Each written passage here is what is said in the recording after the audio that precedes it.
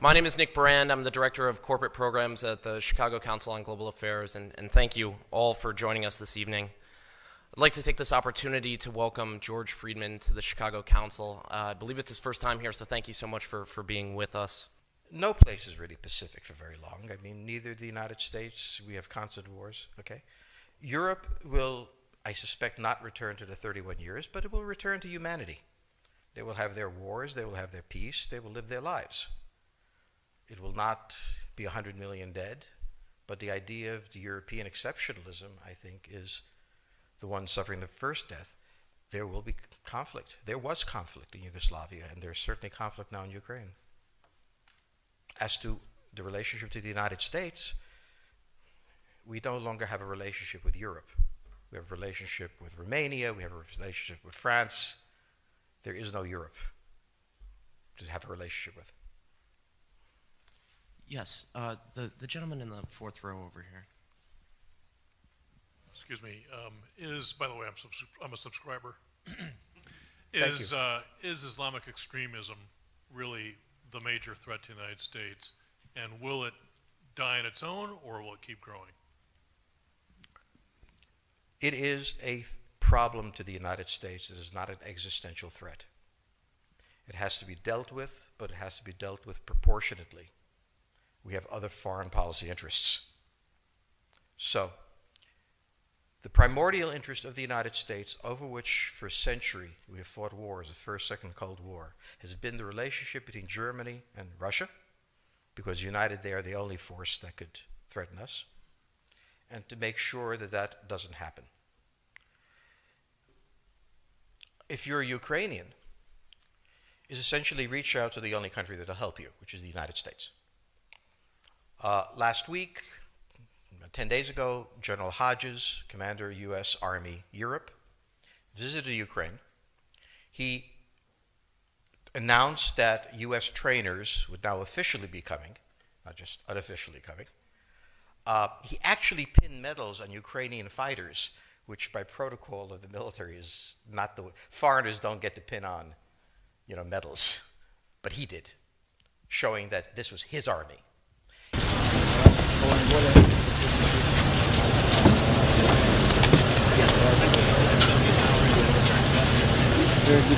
Дуже радий вас зустріти. Бригадний генерал Куц, він головний лікар всіх сухопутних військ США в Європі. Заступник начальника центру з клінічної роботи, з лікувальної роботи. Deputy Commandant. Вам за те, що ви дозволили нам відвідати вас. Вибачте ще раз, що ми перебили вам ваш час. This is the symbol for US Army Europe. Це є знак сухопутних військ США в Європі. And on the back it says presented for excellence. І на звороті там сказано, що вручено особисто головнокомандуючим сухопутних військ США в Європі за високі досягнення, за чудову підготовку. Okay.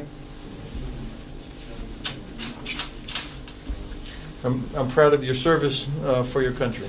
Я горжуся вами, горжуся вашою службою на благо свого народу і своєї держави.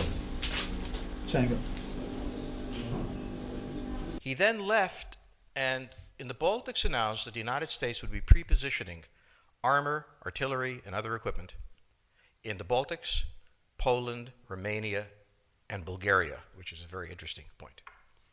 So the United States, and now yesterday the United States announced that it would be sending weapons. Tonight, of course, they denied it, but they are. The weapons will go. In all of this, the United States has acted outside the context of NATO. Because NATO has to have a 100% vote. Any one country can veto anything. And the Turks will veto it just for giggles. The point is that the United States is prepared to create a cordon sanitaire around Russia. Russia knows it. Russia believes that the United States intends to break the Russian Federation. I think that, as Peter Lorre put it, we don't want to kill you, we just want to hurt you a little bit. Either way, we are back in the old game. And if you go ask a Pole or a Hungarian or a Romanian, they live in a totally different universe from a German. And they live in a totally different universe from a Spaniard. So there is no commonality in Europe. But if I were a Ukrainian, I would do exactly what they're doing. Try to draw the Americans in. The United States has a fundamental interest. It controls all the oceans of the world. No power has ever done that. Because of that, we get to invade people and they don't get to invade us. It's a very nice thing. Maintaining control of the sea and control of space is the foundation of our power. The best way to defeat an enemy fleet is to not let it be built. The way the British managed to make certain that no European power could build a fleet was to make sure the Europeans were at each other's throats. The policy that I would recommend is the one that Ronald Reagan adopted toward Iran and Iraq. He funded both sides so they would fight each other and not fight us. This was cynical. It was certainly not moral. It worked. And this is the point. The United States cannot occupy Eurasia. The moment the first boot sets the ground, the demographic differential is we are totally outnumbered. We can defeat an army. We cannot occupy Iraq. The idea that 130,000 men would occupy a country of 25 million, well, the ratio in New York of cops to citizens was greater than we had deployed in Iraq. So we don't have the ability to go across, but we do have the ability to first support various contending powers so they concentrate in themselves with political support, some economic support, military support, advisors, and in extremis do what we did in Japan, in Vietnam, in Iraq, and in Afghanistan, spoiling attacks.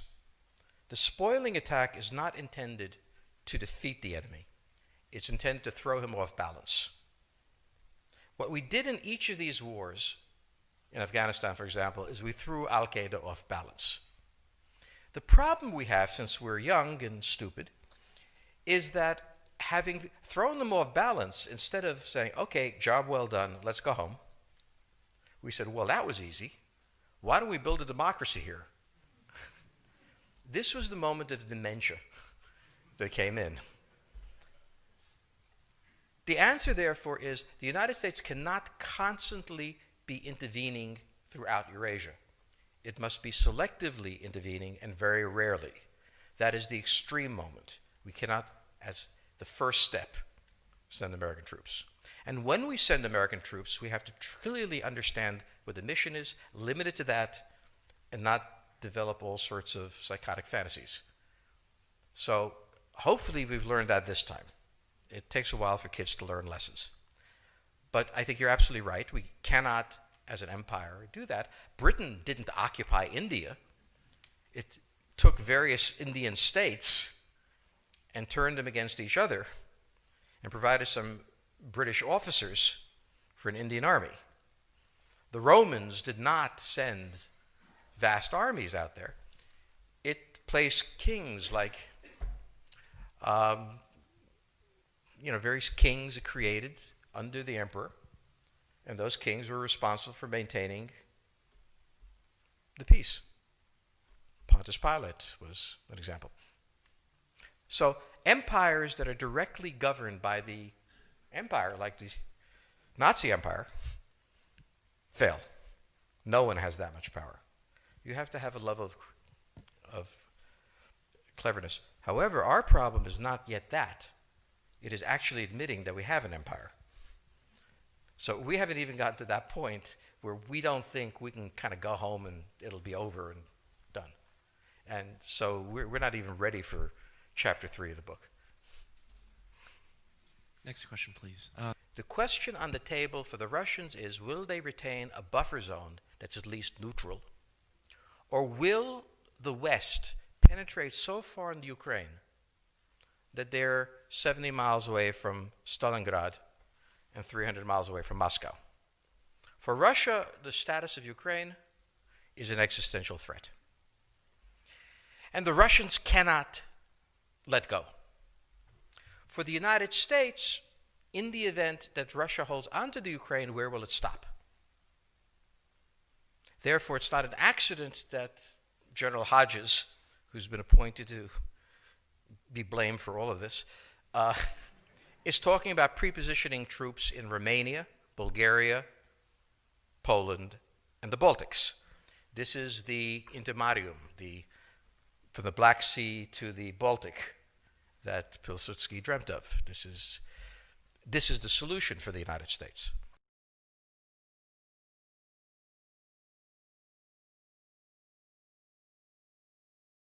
The issue to which we don't have the answer is, what will Germany do? So the real wild card in Europe is that as the United States builds this cordon sanitaire, not in Ukraine, but to the west, and the Russians try to figure out how to leverage the Ukrainians out, we don't know the German position. Germany is in a very peculiar position. Its former Chancellor, Gerhard Schroeder, is on the board of Gazprom. They have a very complex relationship to the Russians. The Germans themselves don't know what to do. They must export. The Russians can't take up the export. On the other hand, if they lose the free trade zone, they need to build something different. For the United States, the primordial fear is Russian capital, Russian technology, German technology and German capital, Russian natural resources, Russian manpower, as the only combination that has for centuries scared the hell out of the United States. So how does this play out? Well, the US has already put its cards on the table. It is the line from the Baltics to the Black Sea.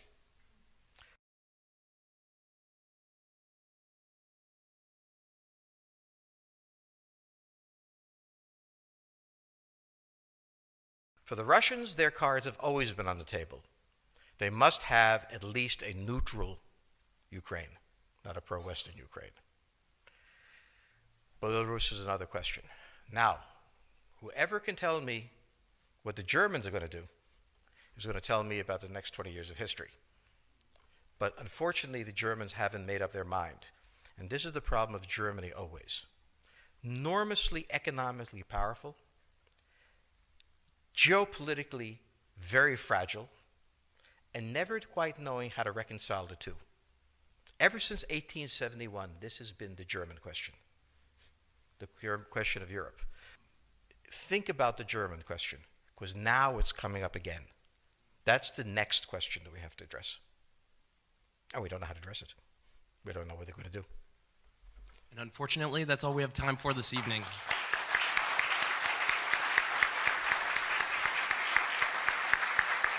Thank you so much. Thank you so much, George Friedman. He'll be signing copies of his book in the rear of the room. Thank you as well to the Chicago Club for co-sponsoring this evening. Good night.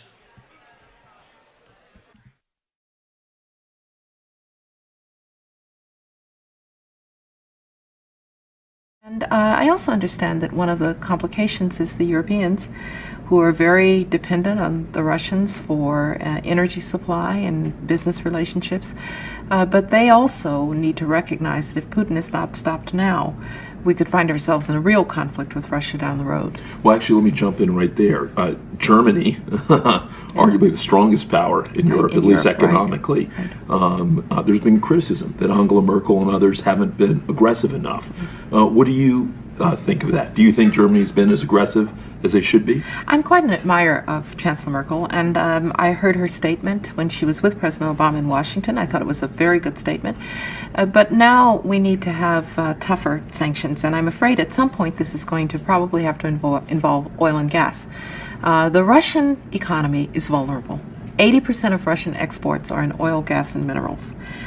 People say, well, the Europeans will run out of energy. Well, the Russians will run out of cash before the Europeans run out of energy. And I understand that it's uncomfortable to have an effect on business ties in this way. But this is one of the few instruments that we have. Over the long run, you simply want to change the structure of energy dependence. You want to depend more on the North American energy platform, the tremendous bounty of oil and gas that we're finding in North America. You want to have pipelines that don't go through Ukraine and Russia. For years, we've tried to get the Europeans to be interested in different pipeline routes. It's time to do that. And so some of this is simply acting, and acting as quickly as possible.